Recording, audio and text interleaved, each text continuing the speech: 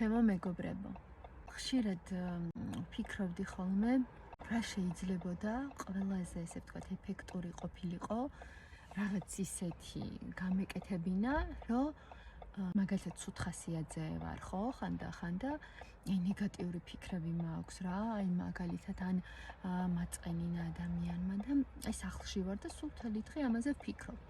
და ყოველთვის ფიქრობდი რა გავაკეთო ისეთი თქო, რომ ეს ფიქრები გამიქრეს. და მხოლოდ ერთი გზა არსებობს ჩემო თბილებო.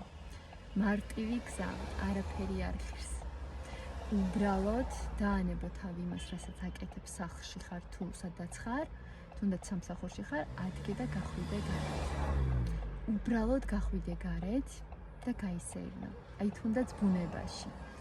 აი თუნდაც აი სადმე ხეებს ნახავთ, ჩაეხუტოთ. ყველაზე მაგარ ენერგიას მიიღებთ და აი ეს ნეგატიური ფიქრები რაც გქონდათ, არ ყველა არ გაგიქრებათ რა თქმა უნდა, მაგრამ ესე ვთქვათ 80% გაგიქრებათ და კარგი იდეები მოგივათ.